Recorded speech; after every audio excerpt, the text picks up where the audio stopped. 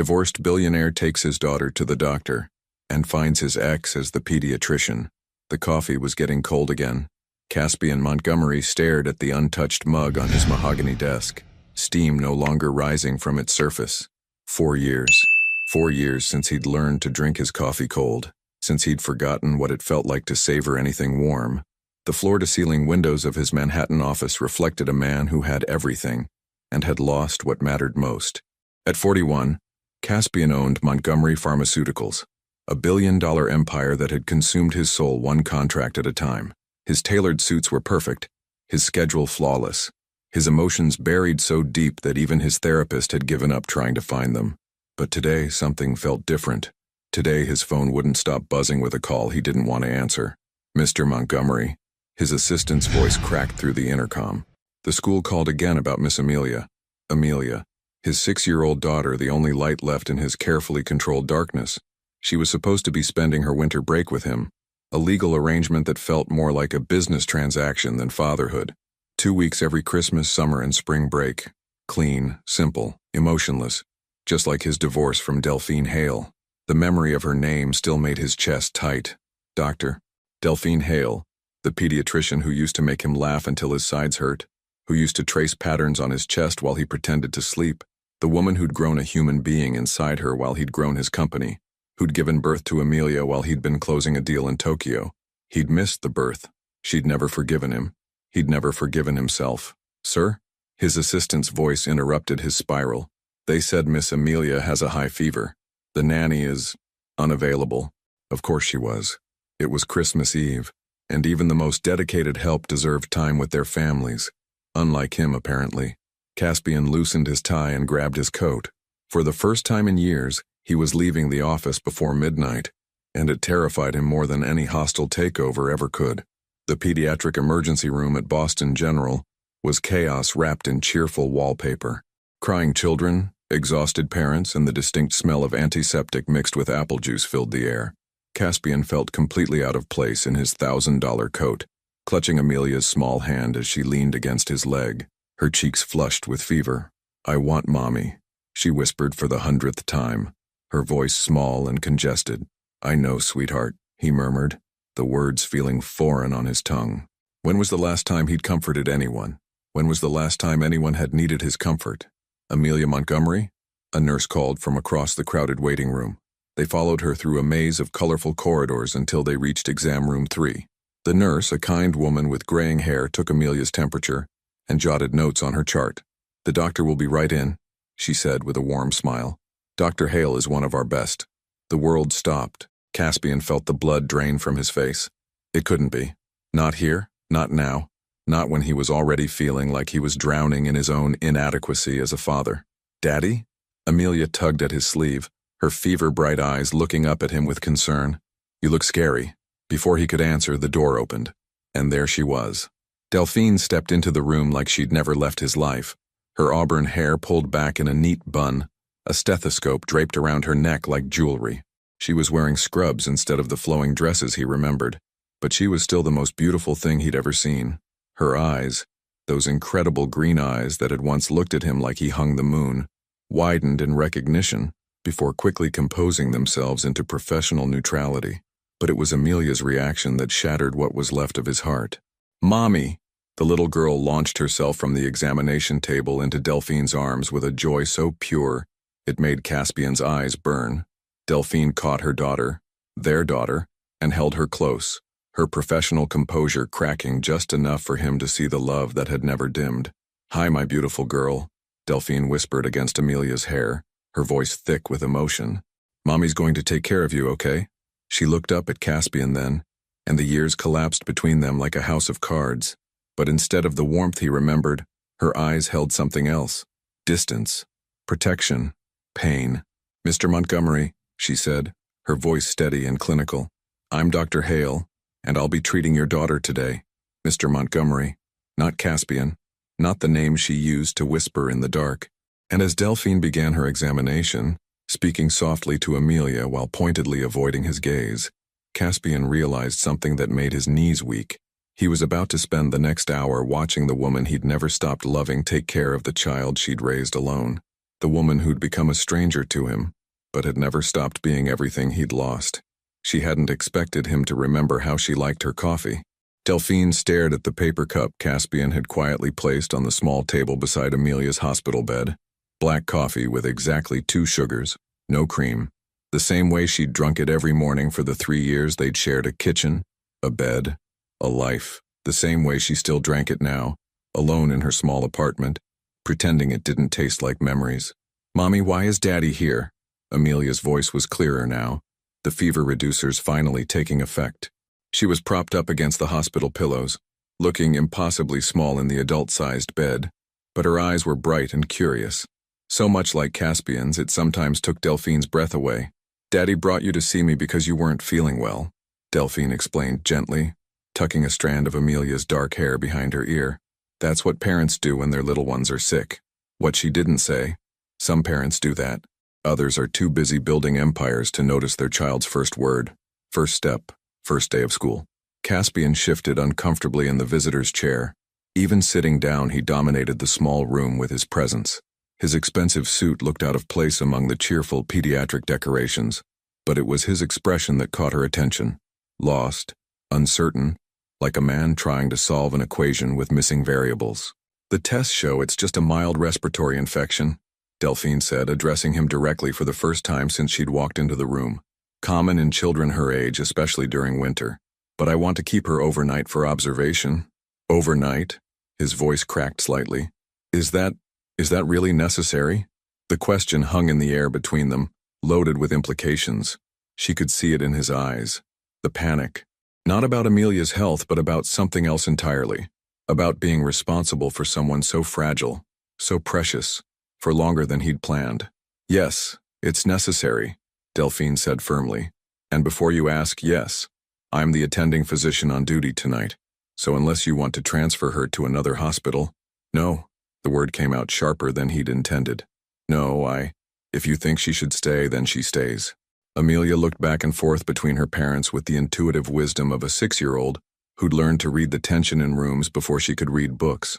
"Are you and Daddy fighting?" she asked, her lower lip trembling slightly. "No, sweetheart," Delphine said quickly, sitting on the edge of the bed and taking Amelia's small hand. "Mommy and Daddy are just talking about grown-up things. Lying to her already," Delphine thought bitterly. "Just like we lied about why we couldn't live in the same house anymore. Just like we've been lying about everything. Can you stay too, Daddy?" Amelia's voice was hopeful, innocent, like a sleepover. Caspian's face went through a series of micro-expressions: surprise, longing, fear, resignation. Delphine watched it all, remembering when she used to be able to read every thought that crossed his features. Now he was a stranger wearing a familiar face. I don't know if the hospital allows that," he said, looking to Delphine for guidance. She could have said no. She could have cited hospital policy, professional boundaries, any number of valid reasons to keep him at arm's length. Instead, she found herself saying, "There's a chair that converts to a small bed. Parents are welcome to stay with their children." Parents. The word felt strange on her tongue. When had she stopped thinking of them as parents, plural, and started thinking of herself as the only real parent in Amelia's life? An hour later, after the night shift had settled in, and Amelia had finally drifted off to sleep, Delphine found herself standing in the hospital corridor with Caspian. The fluorescent lights buzzed softly overhead, and somewhere down the hall, a machine beeped steadily.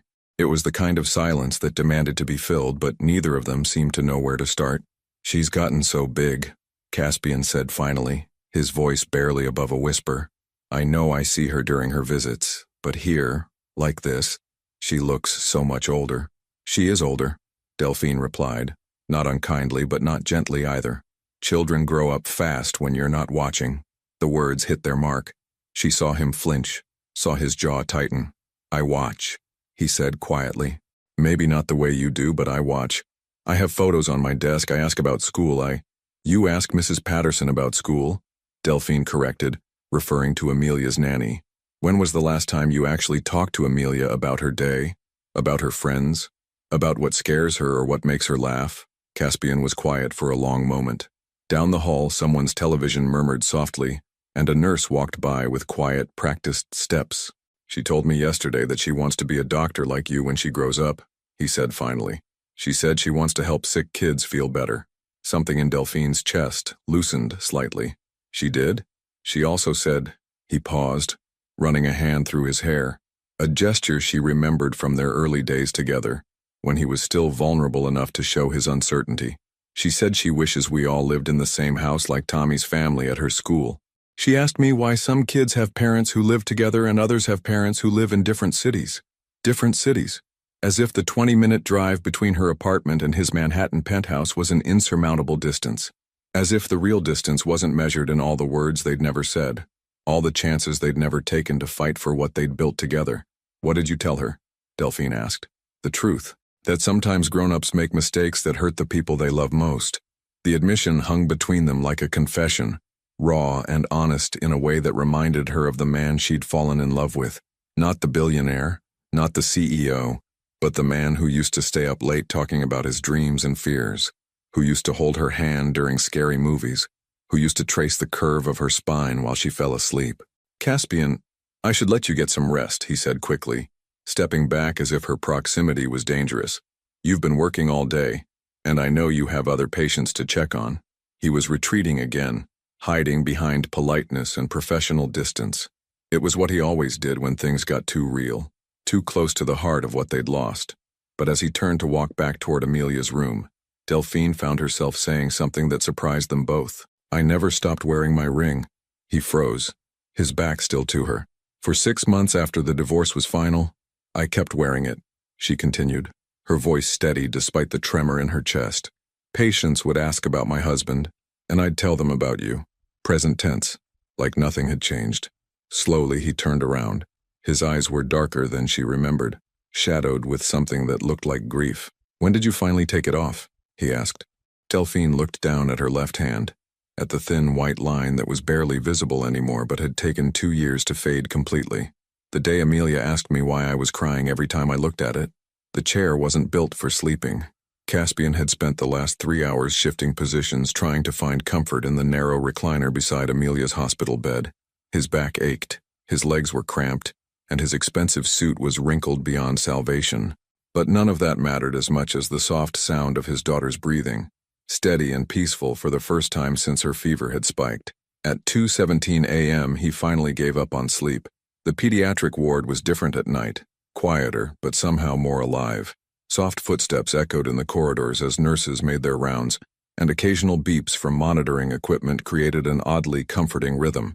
Through the small window in Amelia's room, he could see snow beginning to fall, coating the city in white silence. Can't sleep either? Delphine's voice made him turn. She was standing in the doorway, no longer wearing her official doctor's coat. Instead, she had on simple scrubs and a cardigan that looked soft and worn, the kind of comfortable clothing that spoke of long nights and genuine care rather than professional obligation. I didn't expect you to still be here, he said quietly, mindful of Amelia's sleep. I live 10 minutes away, she replied, stepping into the room and checking Amelia's chart with practiced efficiency. And I wanted to monitor her breathing patterns personally. Her oxygen levels dipped slightly around midnight, but they've been stable for the past hour. She moved around the bed with the kind of confident grace that came from years of caring for sick children. But Caspian noticed the shadows under her eyes, the way her shoulders carried tension even in the dim light. When was the last time you went home? He asked. Tuesday. The answer came so matter-of-factly that it took him a moment to process it. Tuesday? It's Friday morning, Delphine. I know what day it is. She finished updating Amelia's chart and hung it back on the foot of the bed. We've been short-staffed this week, and with the holiday surge of sick kids, she shrugged as if working 4 consecutive days was just another Tuesday for her. But Caspian could see the exhaustion she was trying to hide, the way she leaned against the wall like she needed its support. There's a couch in the family consultation room down the hall, she said, nodding toward his uncomfortable chair. It's not much better, but it might give your back a break. I'm not leaving her. The words came out more forcefully than he'd intended. Delphine raised an eyebrow and he felt heat creep up his neck. I didn't mean, he started, then stopped. I've missed enough already. Something shifted in her expression. Not forgiveness exactly, but perhaps understanding. She had nightmares for months after we moved out, Delphine said quietly, settling into the second chair near the window. She kept asking when Daddy was coming home for dinner. I didn't know how to explain that you were never really home for dinner even when we lived together. The observation was delivered without malice, but it hit him like a physical blow, because it was true. He'd built Montgomery Pharmaceuticals by sacrificing everything else. Family dinners, bedtime stories, weekend trips to the zoo. He'd told himself he was doing it for them, providing for their future. But really, he'd been running from something he couldn't name. I was scared, he admitted, the words coming out before he could stop them. Of what? Of failing them. Of being the kind of father mine was. He stared at his hands, remembering his own childhood, a cold house, a distant father who measured love in stock portfolios and business achievements. I thought if I could just build something big enough, successful enough, I could protect them from ever needing anything. All Amelia ever needed was you, Delphine said softly. Not your money, not your empire, just you. I know that now. Do you? She leaned forward slightly, her green eyes searching his face in the dim light. Because you've had her for 6 days, Caspian, and this is the first time you've called me. The first time you brought her anywhere that wasn't handled by Mrs. Patterson or your driver or your assistant. He wanted to defend himself, to list all the ways he'd tried to be present in Amelia's life. But the truth was sitting right there in the hospital bed between them. A 6-year-old girl who barely knew her own father, who still asked for mommy when she was scared or sick or happy. She drew me a picture last month, Delphine continued, her voice growing quieter. Our family, she called it. 3 stick figures holding hands in front of a house. Me, her, and Mrs. Patterson. The punch of that revelation nearly knocked the breath out of him. I wasn't even in the picture of our family, he whispered. You were, Delphine said, and for the first time since she'd walked into the room the day before, her voice held something other than professional distance. You were the sun in the corner, big and bright and far away. They sat in silence after that, listening to the soft sounds of the hospital at night. Somewhere down the hall a baby was crying, and Caspian watched as Delphine's body instinctively tensed, her maternal instincts activated by any child in distress. You're an incredible mother, he said suddenly. I should have told you that when we were married. I should have told you every day. I didn't need you to tell me, she replied. I needed you to be there. I'm here now. For how long? She turned to look at him directly, and he could see years of disappointment and self-protection in her eyes. Until her fever breaks? Until your next board meeting? Until something more important comes up? Nothing is more important than this. Prove it.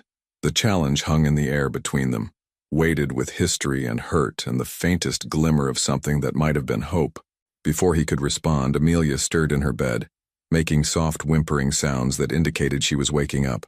Both parents immediately moved closer, their personal conversation forgotten in favor of their daughter's needs. Mommy? Amelia's voice was small and confused. I had a bad dream. I'm right here, sweetheart, Delphine said, smoothing Amelia's hair back from her forehead. What was your dream about? I dreamed that Daddy left again, and I couldn't find him anywhere. Caspian felt something crack open in his chest. Without thinking, he reached out and took Amelia's small hand in his much larger one. I'm not going anywhere, princess, he said, his voice thick with emotion he could no longer hide. Daddy's right here. Amelia looked up at him with sleepy, trusting eyes. Promise? And as he looked down at his daughter, really looked at her, perhaps for the first time in her young life, Caspian Montgomery made the most important promise of his life. I promise. But it was Delphine's sharp intake of breath that told him she understood the weight of what he'd just committed to, and the fear in her eyes told him she wasn't sure she could survive him breaking another promise to their little girl. Amelia was eating hospital pancakes like they were made of gold. These are the best pancakes ever, Mommy, she announced, syrup dripping down her chin as she grinned at Delphine. Can we have breakfast in the hospital every day? Delphine laughed, the first genuine laugh Caspian had heard from her in years, and wiped Amelia's face with a napkin. I don't think the hospital would appreciate that, sweetheart. Besides, you're feeling much better now. Your fever broke completely around 4 this morning. Caspian watched this exchange from his position by the window, where he'd been standing for the past 20 minutes, fielding increasingly urgent calls from his office. His phone had been buzzing nonstop since 6 a.m. Board meetings, pharmaceutical approvals, crisis management situations that his team insisted only he could handle. Daddy, why do you keep talking to your phone? Amelia asked, pausing mid-bite to study him with those perceptive eyes that missed nothing. Just work stuff, princess, he said, declining another call from his CFO. Nothing important. But even as he said it, his phone rang again. This time, the caller ID made his stomach drop. Board chairman, urgent. Delphine noticed his hesitation. Take it, she said quietly. She's stable, and I need to do rounds anyway. No, Caspian. Her use of his first name instead of the formal Mr. Montgomery stopped him short. Take the call, but take it in the hallway. He looked at Amelia, who was now building a tower out of her pancake pieces, completely absorbed in her architectural project. His phone buzzed again. 5 minutes, he promised, hating himself for even considering leaving the room. The hallway was buzzing with morning activity. Nurses changing shifts, orderlies pushing breakfast carts, families beginning their visits. Caspian found a quiet corner and answered the call. Montgomery. Jesus, Caspian, where the hell have you been? Chairman Richards's voice was sharp with panic. The FDA meeting is in 2 hours and our lead researcher just called in sick. You need to be here now, or we lose the approval on the Meridian Project. The Meridian Project. 18 months of development, $40 million invested, and the potential to help thousands of children with rare autoimmune diseases. It was exactly the kind of breakthrough that had driven him to build Montgomery Pharmaceuticals in the first place. I can't, Caspian said, the words feeling foreign on his tongue. I'm with my daughter. She's in the hospital. Is she dying? The blunt question hit him like a slap. What? No, Then get someone else to babysit and get your ass to Manhattan. This company doesn't run itself, and you've got investors breathing down our necks. Caspian looked through the window of Amelia's room, where she was now showing Delphine her pancake tower with animated excitement. His daughter, healthy, happy, trusting him to keep the promise he'd made in the dark hours of the night. Find another way, he said. Excuse me. I said find another way. Send Davidson, send the backup team, send whoever you want. I'm staying with my daughter. The silence on the other end of the line stretched long enough for Caspian to wonder if the call had dropped. Then Richard's voice came back, lower and more dangerous than before. You're making a mistake, Montgomery. This company is your legacy. No, Caspian said, watching as Delphine helped Amelia into a fresh hospital gown, her movements gentle and practiced. This company is just what I do. That little girl in there is who I am. He hung up before Richards could respond. When he walked back into the room, Delphine was reading Amelia a story from a picture book that must have come from the hospital's pediatric library. She looked up as he entered, and something in her expression suggested she'd heard at least part of his conversation. Everything okay at work? She asked, her tone carefully neutral. Work can wait, he replied, settling back into his chair beside the bed. What are we reading? It's about a daddy bear who goes on a big adventure, Amelia said, scooting over to make room for him on the bed. But then he realizes he misses his baby bear too much, so he comes home. The symbolism wasn't lost on either adult in the room. That's a good story, Caspian said, wrapping his arm around Amelia as she snuggled against his side. I like stories about daddies who come home. For the next hour, they existed in a bubble of normalcy that felt both foreign and achingly familiar. Amelia told knock-knock jokes that made no sense but were hilarious anyway. Delphine shared stories from the pediatric ward, carefully edited for a 6-year-old audience, and Caspian found himself remembering what it felt like to be present in a moment instead of always planning the next one. His phone buzzed occasionally, but he ignored it. Dr. Hale? A nurse appeared in the doorway. Doctor, Morrison needs to see you about the Patterson case. Delphine glanced at her watch and sighed. I'll be right back, she told Amelia. Stay with Daddy, okay? After she left, Amelia turned to study Caspian's face with the intensity only children possessed. Daddy, are you and Mommy going to live together again? The question was asked with such casual innocence that it nearly broke his heart. How do you explain adult failure to someone who still believes in fairy tale endings? I don't know, sweetheart, he said honestly. Would you want that? More than anything in the whole world, she said without hesitation. Tommy's parents live together, and they make pancakes on Sunday mornings and watch movies together and hug all the time. I want us to hug all the time, too. We're hugging right now, Caspian pointed out, squeezing her gently. But when I go back to Mommy's house, you won't be there. And when I come to your house, Mommy won't be there. It makes my tummy feel sad. Out of the mouths of babes. This 6-year-old had just articulated the fundamental brokenness of their situation more clearly than any therapist or lawyer ever had. I'm sorry your tummy feels sad, he said. That's the last thing I ever wanted. Then why did you and Mommy stop living together? Because I was a coward. Because I didn't know how to be a husband and a father while building an empire. Because I let my fear of failing turn into an actual failure. Because Daddy made some mistakes, he said instead. Big ones. But you could say sorry, right? Mommy always says sorry when she makes mistakes. If only it were that simple. If only sorry could undo 4 years of separation, 4 years of Delphine rebuilding her life without him, 4 years of being a stranger to his own daughter. Sometimes sorry isn't enough, he said gently. But you could try really, really hard, Amelia insisted. Mommy says that trying really, really hard can fix almost anything. When Delphine returned 20 minutes later, she found them both asleep. Caspian slumped in the hospital chair with Amelia curled up against his chest, his arms wrapped protectively around her small form. Her phone had been buzzing with messages, and she could see his phone on the bedside table, the screen lighting up every few minutes with missed calls. But neither of them had moved to answer. For the first time in 4 years, watching them together didn't hurt quite as much as it used to. Instead, it made her wonder about something she'd refused to consider for a long time. What if second chances weren't just fairy tales? What if some promises were actually meant to be kept? The discharge papers felt heavier than they should have.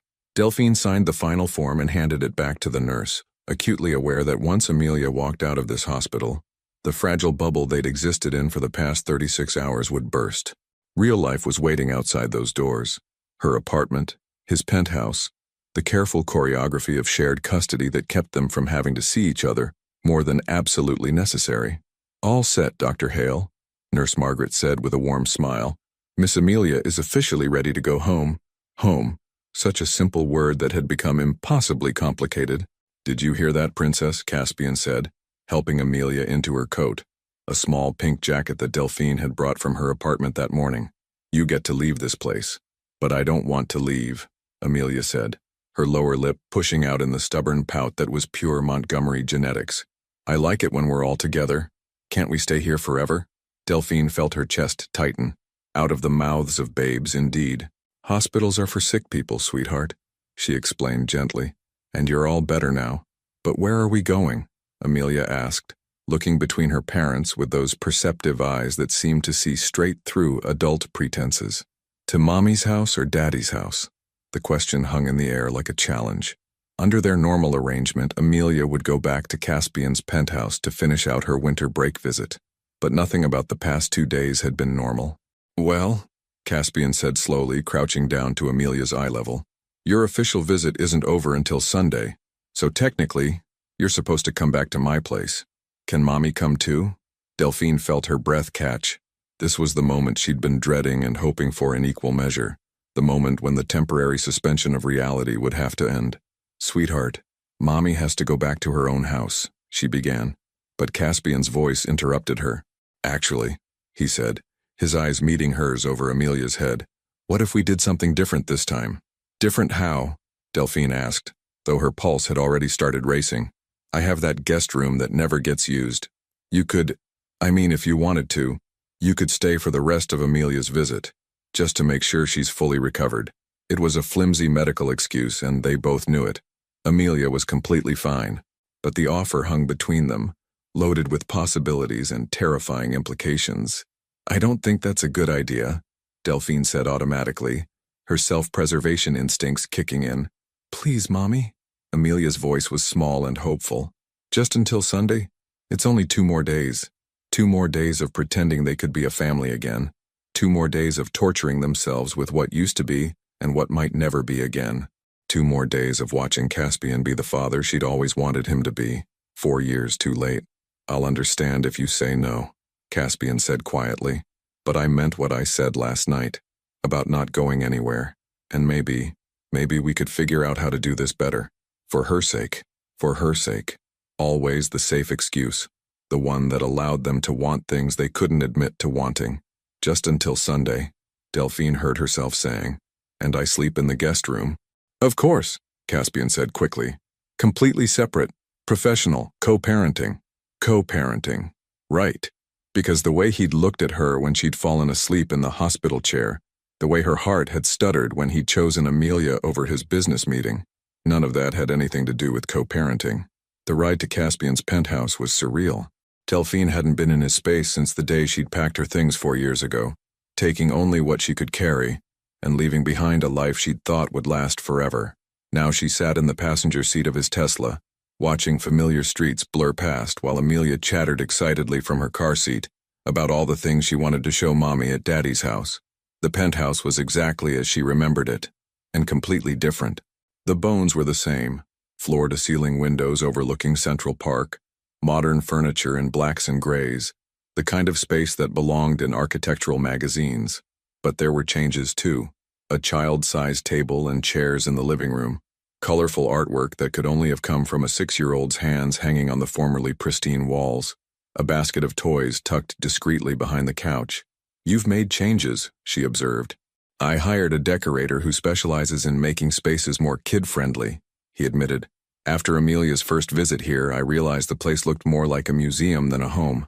It was such a small thing, but it spoke to effort, to thought, to caring about their daughter's comfort in a way the old Caspian never would have considered. "Can I show Mommy my room?" Amelia asked, bouncing on her toes with excitement.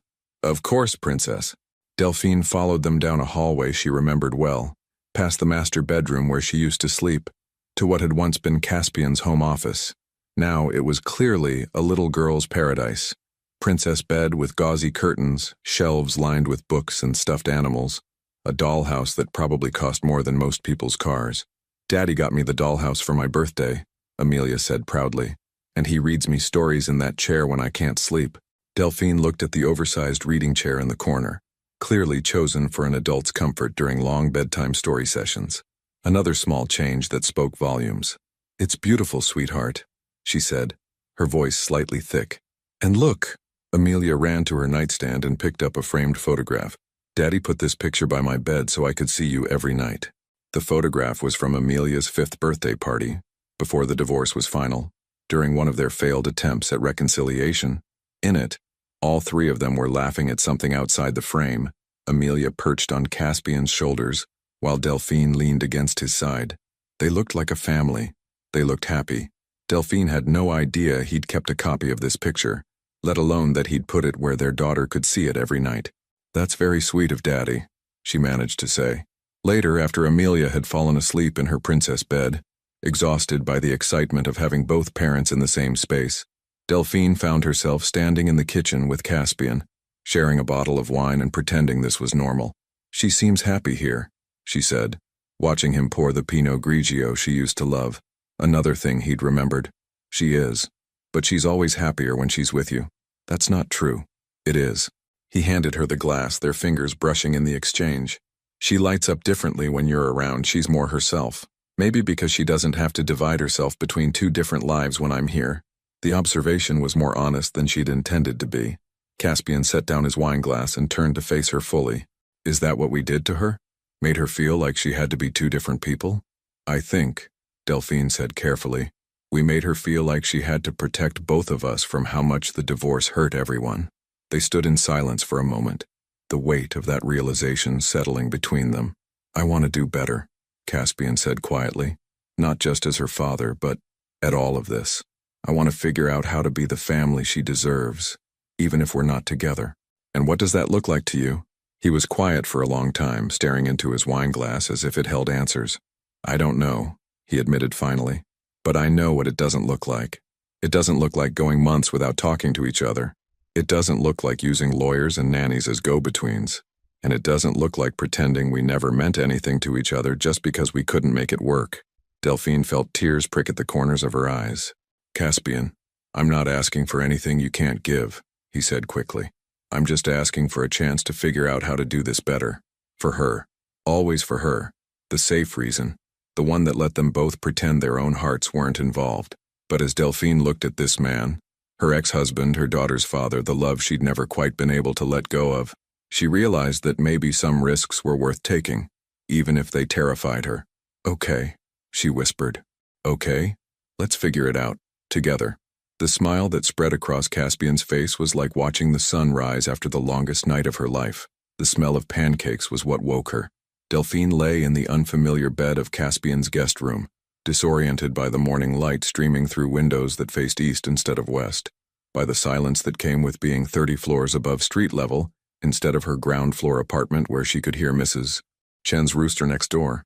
But the smell of pancakes, real pancakes, Not the frozen kind she usually managed on weekend mornings between hospital shifts. That was entirely unexpected.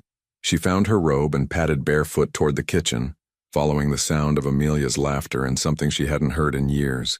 Caspian singing. Off-key, enthusiastic, completely unself-conscious singing. The scene that greeted her in the kitchen made her stop in her tracks. Caspian stood at the stove in pajama pants and a t-shirt she'd given him 6 years ago, back when they were young and foolish enough to believe love could conquer anything. His hair was sticking up at odd angles, he had flour on his cheek, and he was attempting to flip a pancake while Amelia stood on a step stool beside him, directing the operation with the seriousness of a tiny chef.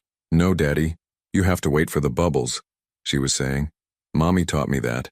You wait for the bubbles, then you flip it really fast. Like this?" Caspian attempted the flip and nearly sent the pancake to the floor. "Not that fast," Amelia giggled. "Here, let me show you." The trust in that moment, Amelia guiding her father's hand, Caspian letting himself be taught by a 6-year-old, was so pure it made Delphine's throat tight. "Something smells amazing in here," she said, announcing her presence. "Mommy," Amelia beamed. "Daddy's making pancakes. Well, I'm helping make pancakes. Well, actually I'm mostly making pancakes and Daddy's trying not to burn them." "I heard that, Princess," Caspian said, but he was smiling as he turned to look at Delphine. The smile faltered slightly when he saw her, hair tumbled from sleep wearing the old Columbia sweatshirt she'd thrown on over her pajamas, looking nothing like the polished doctor he'd watched work with such professional competence. She looked like the woman he used to wake up next to, the one who used to steal his t-shirts and make coffee while he made breakfast, back when they were a team instead of 2 people carefully orbiting around their daughter's needs. "I hope you don't mind," he said, gesturing to the kitchen chaos. "Amelia requested real pancakes like Mommy makes, and I thought I'd try." "He's actually not terrible at it," Delphine said, accepting the cup of coffee he offered her. "Black, 2 sugars. Still perfect after all these years. Though I see you've discovered why I usually make pancakes on a Saturday afternoon instead of Saturday morning. Because morning pancakes turn into an all-day kitchen disaster?" he asked, surveying the flour-covered counters. "Because morning pancakes require more patience than most adults possess before caffeine." Their eyes met over Amelia's head, and for a moment, it felt like before, like they were just parents figuring out breakfast and weekends and the small domesticities that made up a life together. "Daddy, tell Mommy about the surprise," Amelia said, bouncing on her step-stool.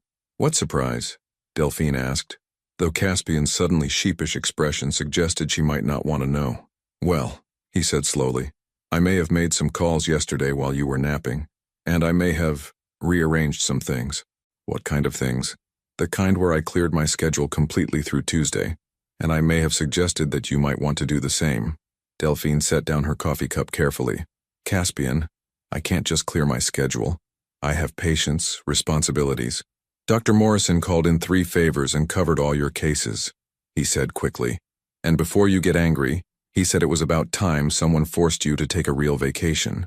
This isn't a vacation. This is—" She stopped, suddenly aware that Amelia was listening to every word with the intense focus of a child who knew when grown-ups were about to start fighting. "This is what, Mommy?" Amelia asked innocently. "This is complicated," Delphine finished weakly. "What's complicated about pancakes?" Amelia asked with 6-year-old logic. "You eat them, they taste good, and then your tummy is happy." Out of the mouths of babes once again. "Nothing's complicated about pancakes, sweetheart," Caspian said, successfully flipping one without catastrophe. "Your mommy's just surprised that Daddy planned something without asking first. But surprises are supposed to be without asking," Amelia pointed out. "That's what makes them surprises." "She has a point," Caspian said to Delphine, and the slight smile tugging at his lips made her realize she was fighting a losing battle. "What exactly did you plan?" she asked with resignation. "Nothing huge," he said quickly. "I just thought, when was the last time we did something as a family? Not a custody exchange or a birthday party where we both show up and pretend to be polite. Just something normal." The word normal hung in the air between them. They hadn't been normal in so long that Delphine wasn't sure she remembered how. "There's this place upstate," Caspian continued. "A cabin by a lake. Very quiet, very private. I thought maybe Amelia would like to see snow that hasn't been plowed into dirty piles on street corners." "A cabin?" Delphine tried to keep her voice neutral. "All 3 of us. In a cabin. For how long?" Just until Tuesday. 4 days. He paused, studying her face. Separate bedrooms, of course. Think of it as extended co-parenting practice. Co-parenting practice. Right? Because the way he was looking at her right now had everything to do with parenting and nothing to do with the way her pulse had jumped when he'd said family. Can we, Mommy? Please? Amelia had finished helping with the pancakes and was now employing the full power of her 6-year-old puppy dog eyes. I've never seen a real lake. And Daddy said there might be deer. Delphine looked at her daughter, bright-eyed and hopeful and so obviously happy to have both parents in the same space that it hurt. Then she looked at Caspian, who was trying to appear casual while clearly holding his breath for her answer. The smart thing would be to say no. The safe thing would be to go back to her apartment, back to their careful custody arrangements, back to the life she'd built that didn't include hoping for things she couldn't have. But Amelia was right about surprises. And maybe, just maybe, she was tired of always doing the smart, safe thing. 4 days, she said finally. Separate bedrooms. And I'd drive myself. The smile that lit up Caspian's face could have powered the entire building. Deal, he said quickly before she could change her mind. Yay! Amelia launched herself into Delphine's arms. We're going on a family vacation. A family vacation. The words should have terrified her. Instead, they made something flutter in her chest that she'd thought was long dead. As she hugged her daughter and watched Caspian successfully plate a stack of perfectly golden pancakes, Delphine realized she was about to do something either incredibly brave or incredibly stupid, maybe both. But as Amelia had wisely observed, pancakes were supposed to make your tummy happy, and for the first time in 4 years, Delphine was willing to find out what that felt like again. The cabin was nothing like she'd expected. When Caspian had said cabin by a lake, Delphine had pictured something rustic, maybe rough-hewn logs and a stone fireplace. The kind of place where you pumped your own water and hoped the generator didn't fail. Instead, she found herself standing in front of a stunning modern retreat that managed to feel both luxurious and warmly intimate, nestled among towering pines with floor-to-ceiling windows that offered an unobstructed view of the frozen lake beyond. Daddy, this is like a castle. Amelia pressed her nose against the car window, her breath fogging the glass. But prettier than a castle because it has that big water. It's called Lake Serenity, Caspian said, pulling their luggage from the trunk. I thought you might like the name. Delphine caught the slight hesitation in his voice, the way he was watching her reaction. It's beautiful, she said honestly. Very, not what I was expecting. Is that good or bad? I'm still deciding. The interior was even more impressive. Soaring ceilings with exposed beams, a stone fireplace that dominated one wall, and a kitchen that belonged in a magazine. But it was the small details that caught her attention. The bookshelf filled with children's books, the basket of toys by the fireplace, the step stool positioned perfectly at the kitchen counter. You've been here before, she observed. With Amelia. A few times over the summer, Caspian admitted, helping Amelia out of her coat. I bought it about 2 years ago. I thought maybe having a place that was just ours might help her feel more at home when she visits. Another change. Another sign that the man standing in front of her wasn't entirely the same person she'd divorced 4 years ago. Can I see my room? Amelia asked, practically vibrating with excitement. Down the hall, second door on the left, Caspian said. It's the one with the window seat that looks out over the lake. Amelia took off running, her footsteps echoing through the cabin. And suddenly, Delphine found herself alone with Caspian in a space that felt far too intimate for extended co-parenting practice. Your room is upstairs, he said quickly, as if reading her thoughts. Master suite, best view in the house. I'll take the pull-out in the office. Caspian, you don't have to. I want you to be comfortable, he interrupted. This whole thing only works if you're comfortable. She nodded, though comfortable felt like an impossible goal when her ex-husband was standing 3 feet away looking like every dream she'd tried to forget, and she was contemplating spending 4 days in isolated proximity to him. Mommy! Daddy! Come see! Amelia's voice called from down the hall. They found her in a bedroom that was clearly designed with a little girl in mind. Soft lavender walls, a bed with a white iron frame, and the promised window seat stacked with colorful cushions. But it was what Amelia was pointing at that made Delphine's breath catch. On the nightstand sat another framed photograph, this one showing all 3 of them at the lake during one of Amelia's summer visits. They were sitting on the dock, Amelia between her parents, all of them smiling at something off camera. Delphine had no memory of the photo being taken. Mrs. Patterson took that picture in July, Caspian said quietly. Amelia asked me to put it there so she could pretend you were here too, even when you weren't. The admission hit her like a physical blow. For 2 years, their daughter had been falling asleep looking at pictures of a family that existed only in photographs. I'm going to unpack, she said abruptly, needing space to process the emotions threatening to overwhelm her. The master suite was stunning. A king-sized bed facing those incredible windows, a fireplace in the corner, a bathroom that looked like it belonged in a spa, but it was the small touches that undid her. The toiletries on the bathroom counter that were her exact brands, the robe hanging on the back of the door in her size, the book on the nightstand that she'd mentioned loving in some conversation she'd forgotten having. He'd thought of everything. He'd prepared for her comfort in ways that went far beyond mere politeness. She was still staring at the book, a worn copy of The 7 Husbands of Evelyn Hugo that she'd read 3 times, when her phone buzzed with a text. Caspian, I know this is overwhelming. If you want to leave, I'll understand, but I hope you'll stay. She looked out the window at the lake, where she could see him and Amelia building a snowman on the shore.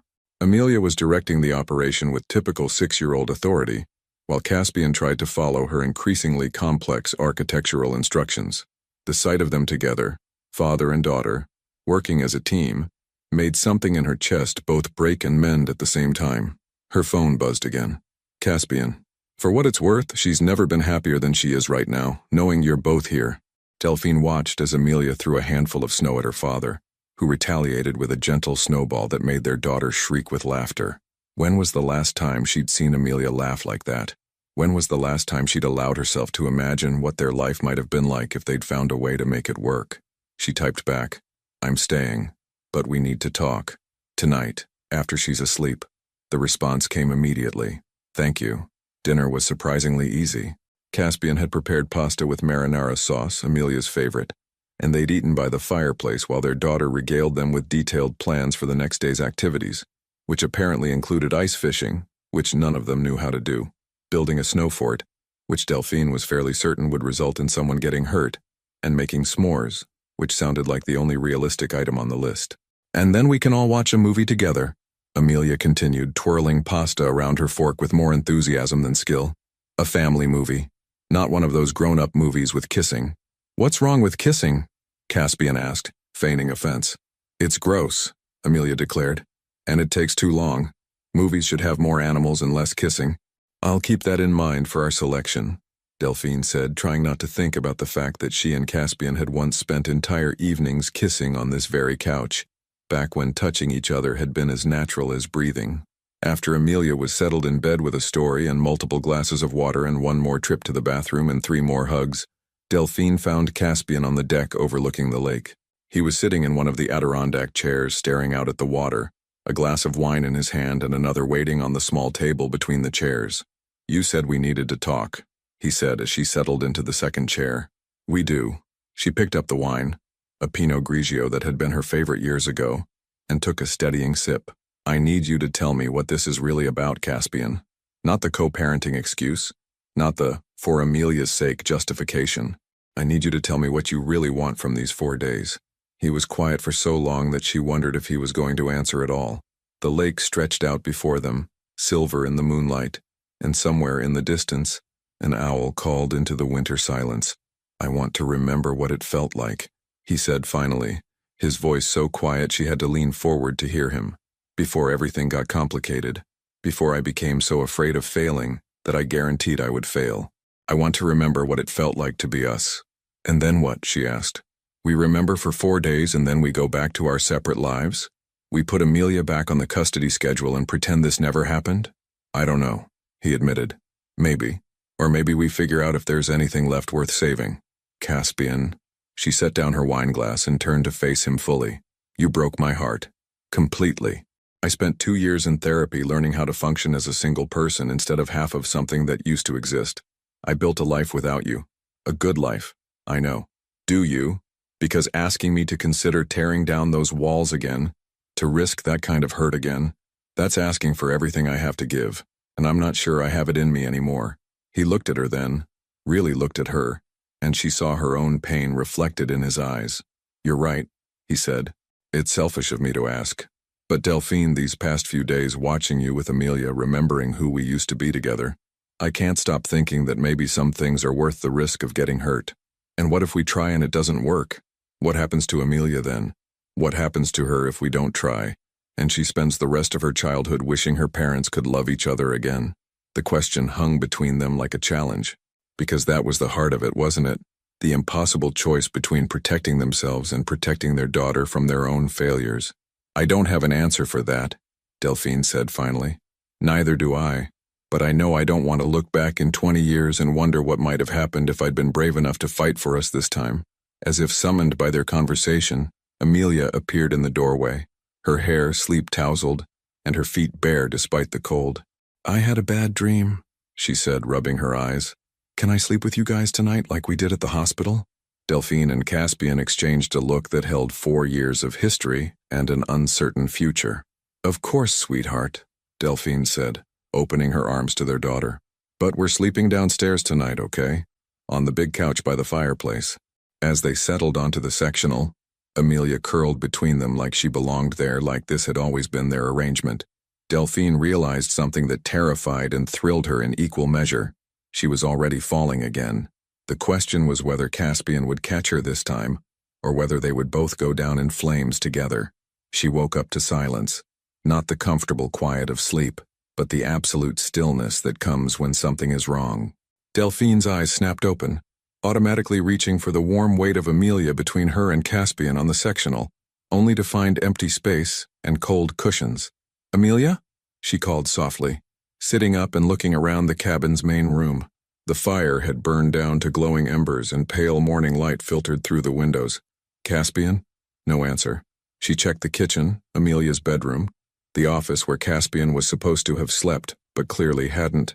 Her heart rate began to climb as she called their names again, louder this time, her voice echoing through the empty cabin. Then she saw them through the large windows. Caspian and Amelia were out on the frozen lake, much farther from shore than seemed safe. Even from this distance, she could see that something was wrong. Caspian was kneeling beside Amelia, who appeared to be sitting on the ice in an unnatural position. Delphine grabbed her coat and boots, not bothering to change out of her pajamas, and ran toward the lake. The cold air hit her lungs like a physical shock, but she pushed through it, her medical training already cataloging potential injuries and complications. What happened? She called as she approached them, her feet sliding slightly on the slick surface. She fell, Caspian said, his voice tight with worry. We came out to see if we could spot any fish under the ice, and she slipped. I think she might have hurt her ankle. Delphine dropped to her knees beside them, immediately shifting into doctor mode. Amelia's face was tear-streaked and pale, but she wasn't crying anymore, a sign that the initial shock was wearing off. Hey, sweetheart, Delphine said gently, running her hands over Amelia's legs and feet with practiced efficiency. Can you tell Mommy where it hurts?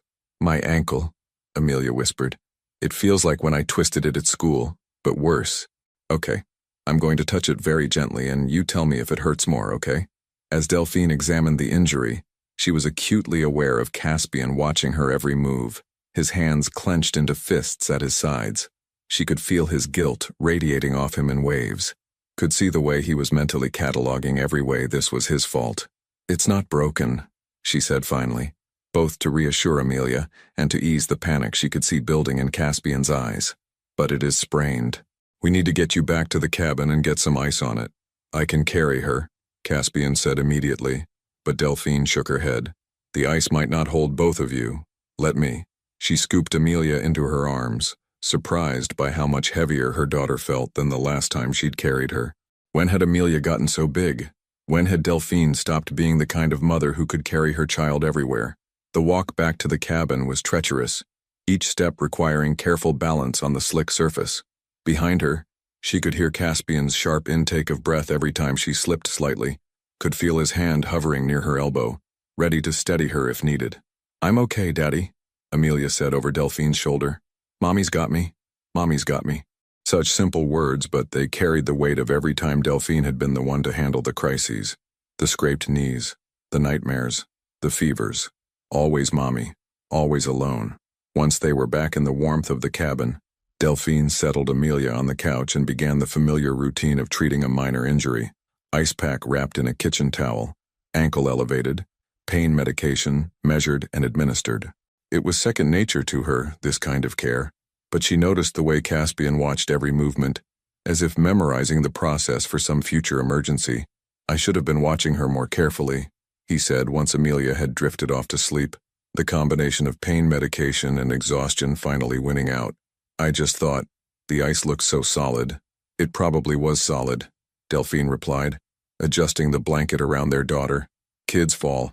It's what they do. You can't prevent every injury. But I could have prevented this one. If I hadn't suggested going out there, if I'd checked the surface first, if I'd—" "Caspian." She turned to face him fully, recognizing the spiral of guilt and self-blame that she'd seen too many times in parents at the hospital. "This wasn't your fault." "How can you say that? I'm the one who brought her out there. I'm the one who wasn't paying attention when she slipped. You're the one who was spending time with your daughter. You're the one who was present when she got hurt, who stayed calm, who got help. Do you know how many fathers I see in the ER who don't even know what happened to their kids because they weren't there?" Her words hung in the air between them, loaded with years of resentment and disappointment that she hadn't meant to voice. "Is that what you think of me?" he asked quietly. "That I'm the kind of father who's never there?" Delphine sank into the chair across from the couch, suddenly exhausted.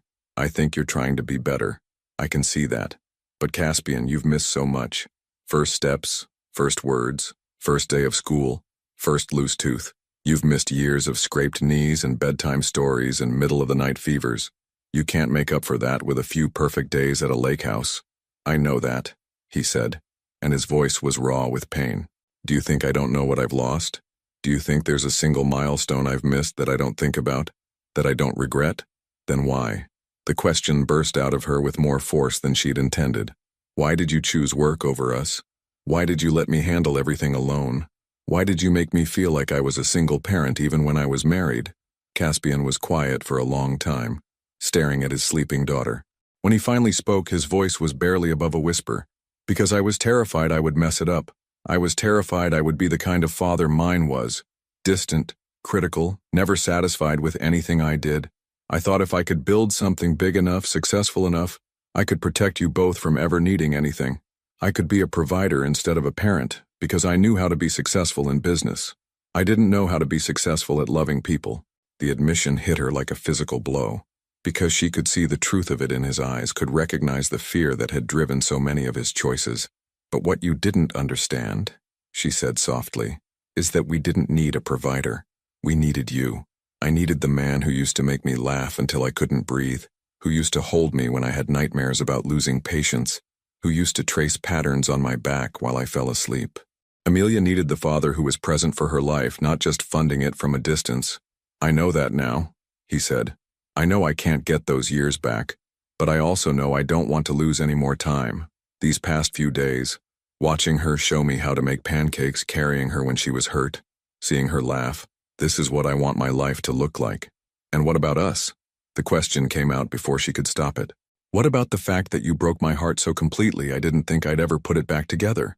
What about the fact that I've spent 4 years learning how to be whole without you?" Caspian looked at her then, and she saw something in his eyes that she hadn't seen since the early days of their relationship: vulnerability, hope, and a love so deep it took her breath away. "I know I don't deserve another chance," he said. "I know I hurt you in ways that maybe can't be forgiven. But Delphine, if there's even a small part of you that thinks we might be able to build something new together, not what we had before, but something better, something based on who we are now, instead of who we were then, I promise you I will spend the rest of my life proving that you can trust me with your heart again." Before she could respond, Amelia stirred on the couch, her eyes fluttering open. "Are you and Daddy fighting?" she asked sleepily. "No, sweetheart," Delphine said automatically. "We're just talking." "About what?" Delphine looked at Caspian, then back at their daughter, and realized that maybe it was time to start being honest about the difficult things too. "About how much we both love you," she said finally, "and about how we want to do better at being your parents." "Together?" Amelia asked hopefully. "We're working on it," Caspian said, his eyes never leaving Delphine's face. "Good," Amelia said, settling back into the cushions with a satisfied smile. "Because families are supposed to work on things together. That's what makes them families." And as Delphine watched her ex-husband's face transform with wonder at their 6-year-old daughter's wisdom, She realized that maybe some risks were worth taking after all, even if they scared her to death. The call came at 9:47 p.m. Delphine was reading in the master bedroom, trying to lose herself in someone else's story while Amelia slept peacefully downstairs, her injured ankle properly elevated and iced. The house was quiet, except for the occasional crack of settling wood and the distant sound of Caspian moving around in the kitchen, probably cleaning up from dinner. When her phone rang, she almost didn't answer. The number was unfamiliar, and she'd promised herself this week was about being present, not about work emergencies or outside obligations. But something made her pick up. "Dr. Hale, this is Dr. Rivera from Boston Children's. I'm sorry to call so late, but we have a situation." Delphine sat up straighter, her attention immediately focused. "What kind of situation?" "We have a 6-year-old boy, car accident victim, severe internal injuries, possible organ damage. The family is requesting you specifically. You treated their daughter last year for leukemia. They won't let anyone else operate." The world seemed to tilt on its axis.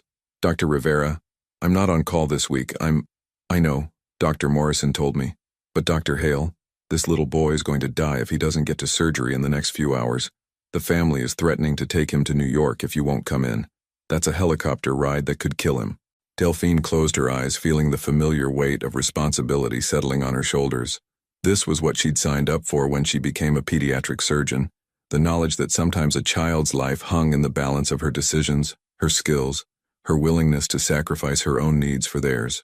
"How long do I have?" she asked, already moving toward her suitcase. "They're prepping him now. If you can be here by midnight, we might have a chance." Midnight.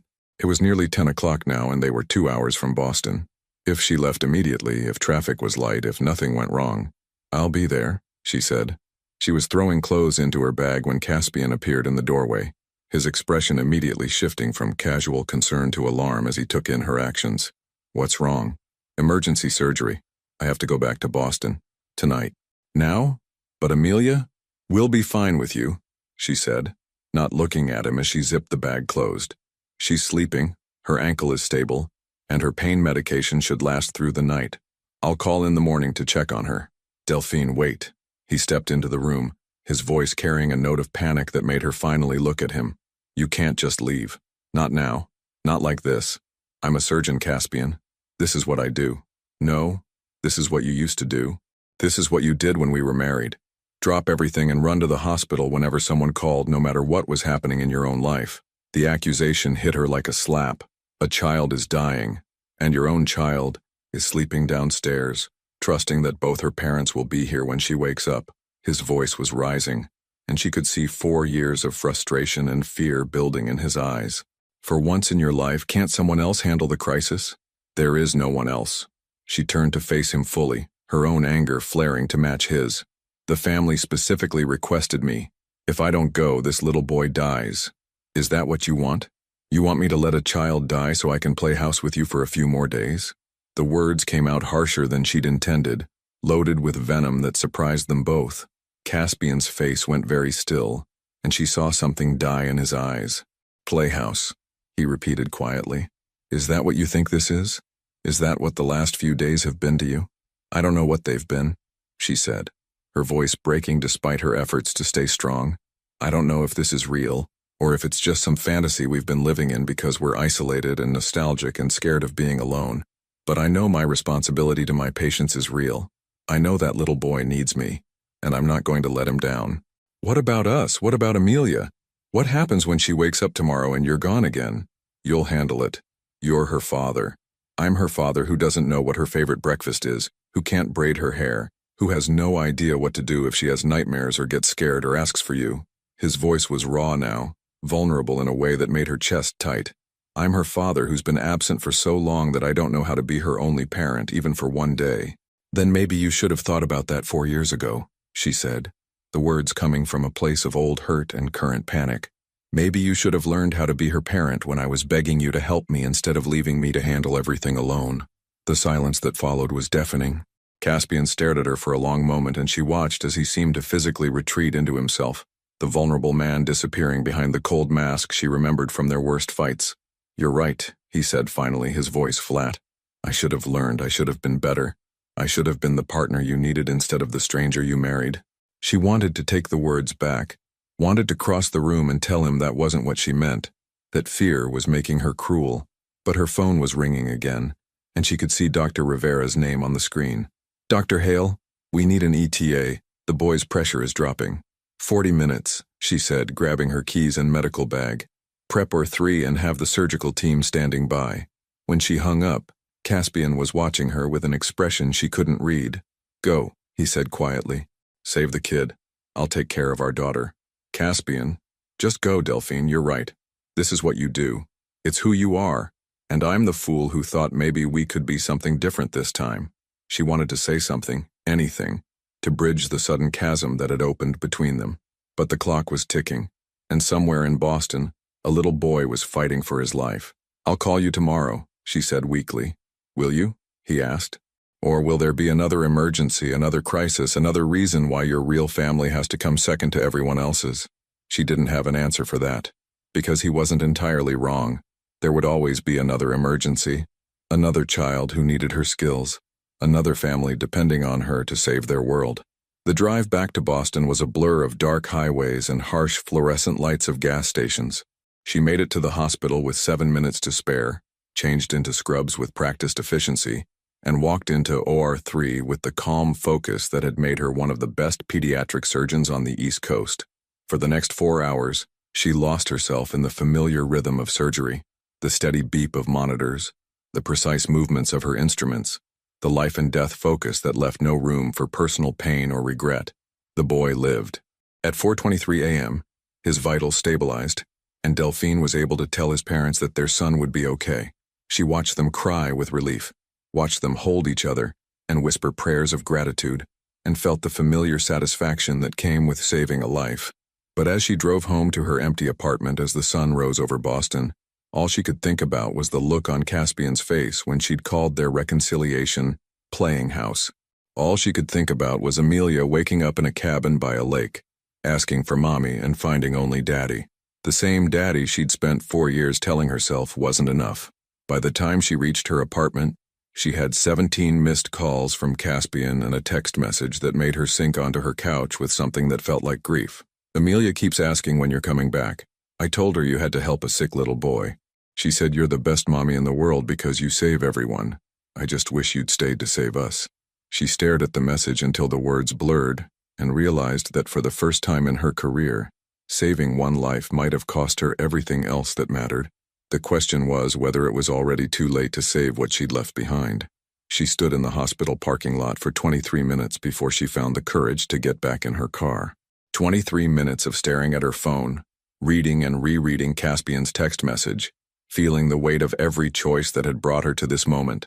The boy she'd operated on was stable, sleeping peacefully in the PICU with his parents, keeping vigil beside his bed. Another life saved. Another family grateful beyond words. So why did she feel like she'd lost everything that mattered?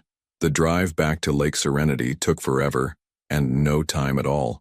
Every mile stretched like an eternity, but before she knew it, she was turning onto the winding road that led to the cabin, her heart hammering against her ribs with a fear she'd never felt in any operating room. What if he'd left? What if she'd pushed him too far this time, said the words that finally convinced him she wasn't worth the fight? What if she pulled up to an empty cabin, just like she'd come home to an empty house so many times during their marriage? But the lights were on. His car was still in the driveway, and through the large windows she could see movement inside. Her hands shook as she turned off the engine, and for a moment, she just sat there, trying to find the words for an apology that felt impossible to voice. How do you say sorry for choosing everyone else's family over your own? How do you explain that saving lives had become the only way you knew how to feel worthy of love? The front door opened before she reached it, and there he was, hair disheveled, wearing the same clothes from yesterday, looking like he hadn't slept at all. Behind him she could hear Amelia's voice, bright and animated, apparently telling some elaborate story. You came back, he said, and his voice held so much surprise it broke her heart all over again. Did you think I wouldn't? Honestly? I didn't know. He stepped aside to let her in, but the careful distance he maintained felt like an ocean between them. How's the boy? He'll live. Full recovery expected. The clinical words felt hollow, inadequate. Caspian, about last night. Mommy! Amelia's voice cut through her attempted apology as their daughter appeared in the hallway, moving surprisingly well on her injured ankle. You're back.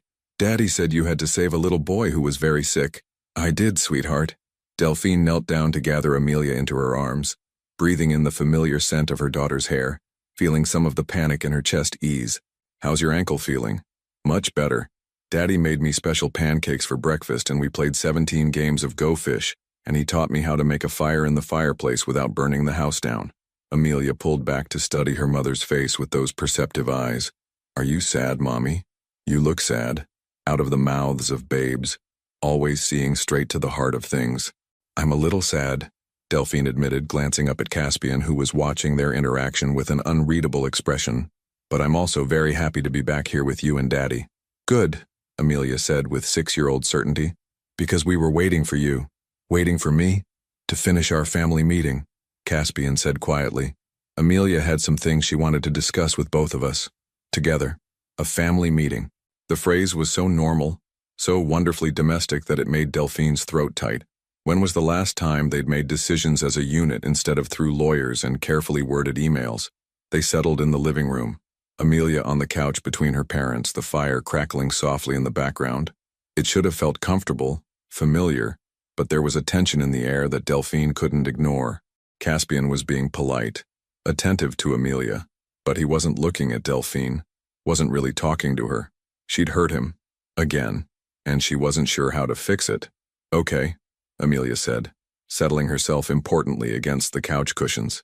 I called this meeting because I have something very important to say. Go ahead, Princess, Caspian said, though his eyes remained focused on their daughter instead of Delphine. I don't want to do the back and forth thing anymore, Amelia announced. I don't want to live at Mommy's house sometimes and Daddy's house sometimes. I want us to all live in the same place like a real family. The words hit the room like a bombshell. Delphine felt her breath catch, and she saw Caspian's careful composure crack slightly. Sweetheart, Delphine began gently. It's more complicated than that. No, it's not, Amelia interrupted with the stubborn certainty of childhood. You love Daddy, and Daddy loves you, and you both love me. That's not complicated, that's just math. Amelia, I heard you fighting last night, she continued, her voice smaller now but still determined. And I heard Daddy crying after you left. Delphine's eyes flew to Caspian's face, and she saw the moment he realized his carefully constructed walls hadn't hidden his pain from their perceptive daughter. I wasn't crying, Princess, he said softly. Yes, you were, Amelia said matter-of-factly. And it made my tummy hurt because I don't want you to be sad anymore. I don't want Mommy to be sad anymore either. I want us to be happy together. The simple truth of it, delivered with such innocent clarity, shattered something inside Delphine's chest, because Amelia was right. It really was that simple, underneath all the hurt and fear and stubborn pride that had kept them apart. Baby, she said, reaching for Amelia's hand, sometimes grown-ups have trouble figuring out how to fix things that got broken. It's not because we don't want to be together. Then why don't you? Amelia asked. Why don't you just say sorry and hug and be together again? Delphine looked at Caspian over their daughter's head, and for the first time since she'd walked back into the cabin, he met her eyes. The pain she saw there nearly undid her completely. Because, she said slowly, her voice thick with emotion, sometimes sorry isn't enough. Sometimes you hurt someone so badly, so many times, that they can't trust you anymore, even if they want to. But you can learn to trust again, Amelia said with the wisdom that sometimes came from children who'd experienced loss. Mrs. Patterson told me that. She said trust is like a muscle. The more you use it, the stronger it gets. Mrs. Patterson, the nanny who'd been more present in their daughter's life than either of her actual parents for too long. The thought made Delphine's chest ache with fresh guilt. That's true, Caspian said quietly, still looking at Delphine. But the person asking for trust has to prove they've really changed. They have to show, not just tell. Haven't you? Delphine asked, the words escaping before she could stop them. These past few days, Caspian, I've watched you be the father I always wanted you to be. I've watched you choose Amelia over everything else, put her needs first, actually be present in her life. Isn't that showing? Until you left, he said, and she heard 4 years of accumulated hurt in those 3 words. Until the moment it mattered most and you chose work over us again, just like you always did. I saved a child's life, she said, but even as the words came out, they sounded defensive rather than righteous. And you broke our daughter's heart in the process. Again, his voice was quiet but firm. Delphine, I know your work is important. I know you save lives, and that matters more than almost anything else in the world. But what I don't understand is why saving other people's children always has to mean abandoning your own. The accusation hit its mark because it was true, because she had abandoned Amelia, over and over again, in the name of helping other children, because she'd hidden behind her noble profession to avoid the harder work of being present for her own life. You want to know why? She asked, her voice breaking. Because I was good at it. Because when I was in that operating room, I knew exactly who I was and what I was supposed to do. Because saving other people's children was the one thing I never failed at. Unlike being a wife, or knowing how to make my husband happy, or figuring out how to balance everything without dropping all the balls. The admission hung in the air between them, raw and honest in a way that made them both flinch. You never failed at being a wife, Caspian said softly. I failed at being a husband worth staying married to. We both failed, Delphine whispered. But Caspian, I don't want to fail at this. I don't want to fail at being the family Amelia deserves. I don't want to fail at loving you the way I should have loved you all along. He was quiet for a long moment, and Delphine could see him wrestling with hope and fear in equal measure. What are you saying? He asked finally. I'm saying I want to try again. Really try. I want to figure out how to put my family first, how to be the mother and partner you both deserve. I want to learn how to trust that you've changed, and I want to prove that I can change too, even if it means saying no to work sometimes, even if it means other doctors having to handle the emergencies.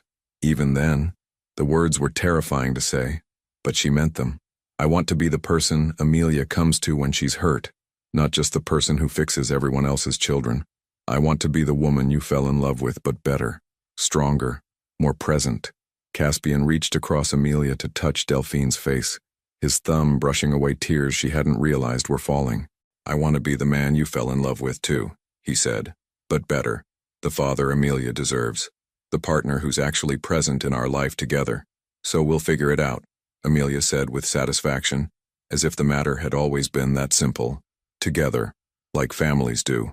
And as Delphine looked at her daughter, wise beyond her years, hopeful despite everything, surrounded by parents who loved her enough to try again, she realized that maybe some things really were that simple.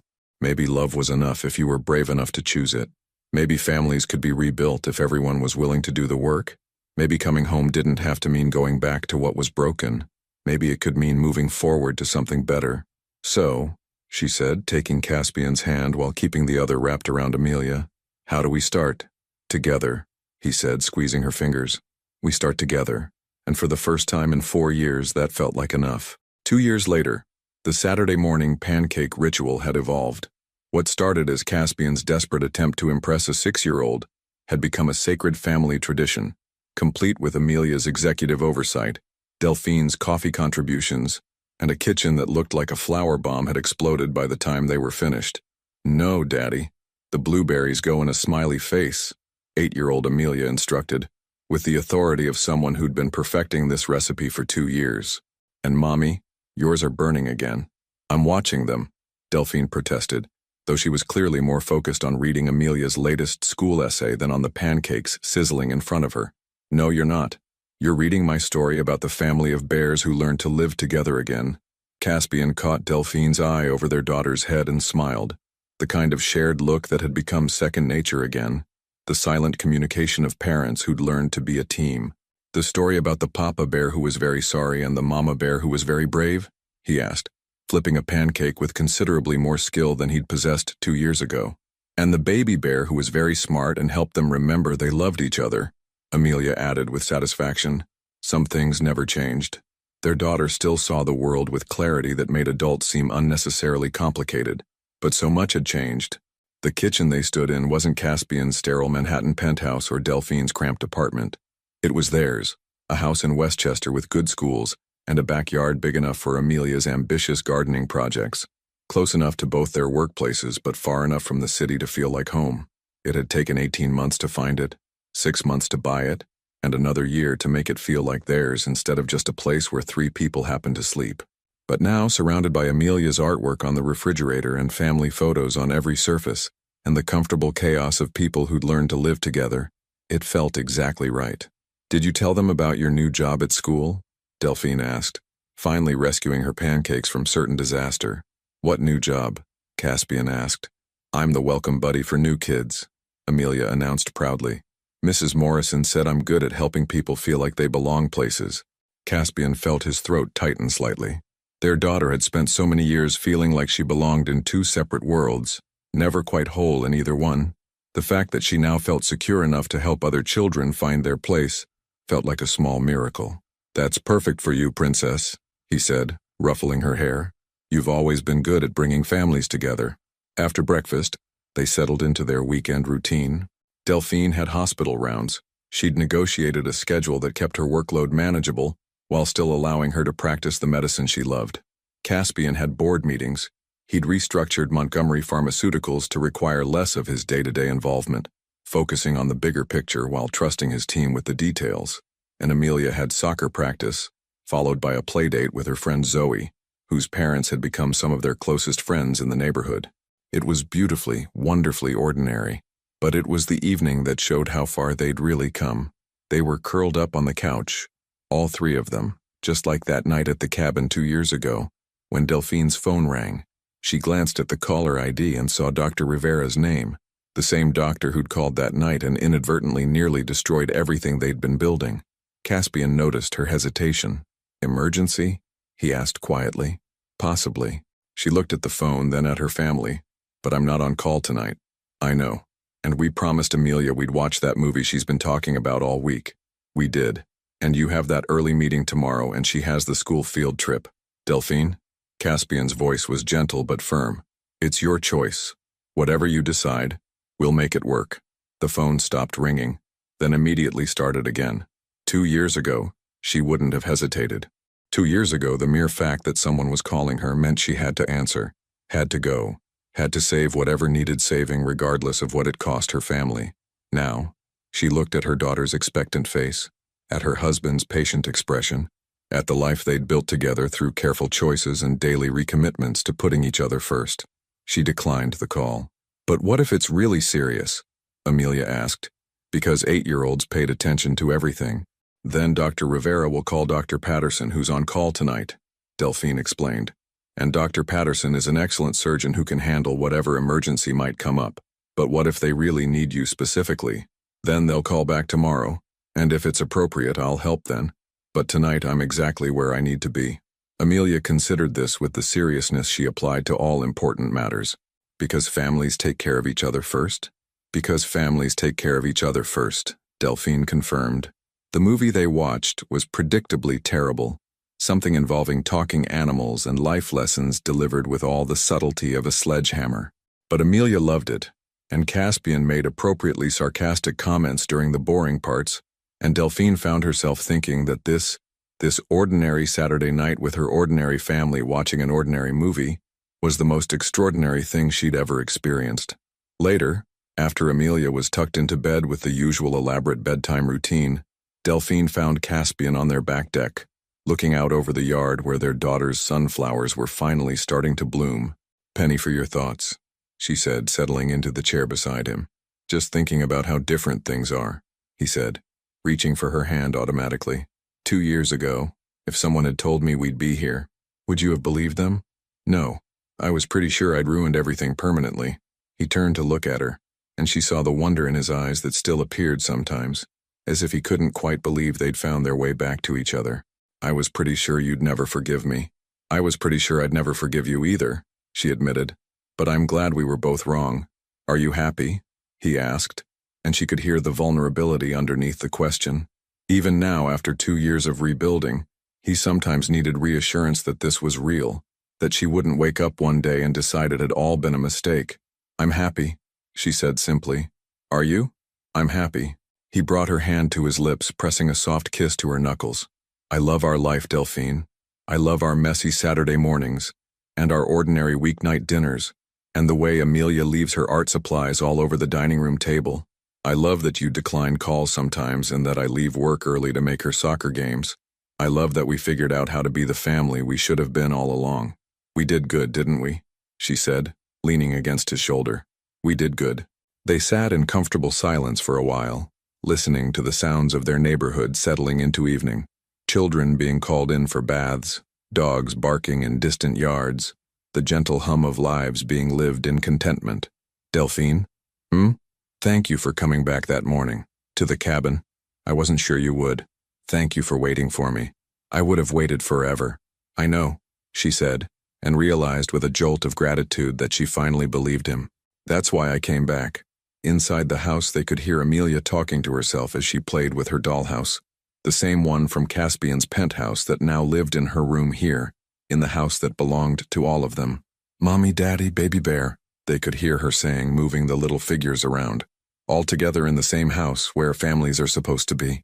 Delphine felt tears prick her eyes, but they were happy tears this time.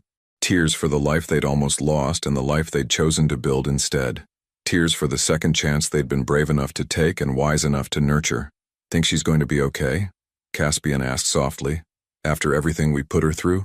I think she's going to be better than okay, Delphine replied, listening to their daughter's contented chatter. I think she's going to be extraordinary, just like her father, just like her mother, he corrected, just like her family, she said finally. And as they sat together under the summer stars in the backyard of the house they'd chosen together, listening to their daughter play out stories of happy families in her room upstairs, Delphine realized that sometimes the best endings weren't endings at all. Sometimes they were beginnings. Sometimes love really was enough, if you were brave enough to choose it every single day. Sometimes coming home meant building something entirely new, something better than what came before. And sometimes, if you were very lucky and very committed and very willing to do the work, you got to keep the people who mattered most. Forever. What do you think? Have you ever had to choose between your career and your family? How did you find the balance? Or are you still searching for it? Your participation in the channel is very important, please. Leave your opinion in the comments. Thank you for watching. If you enjoyed the story, please subscribe to our channel and leave a comment below letting us know what you thought. Your feedback and support mean a lot to us. Stay tuned for more exciting stories.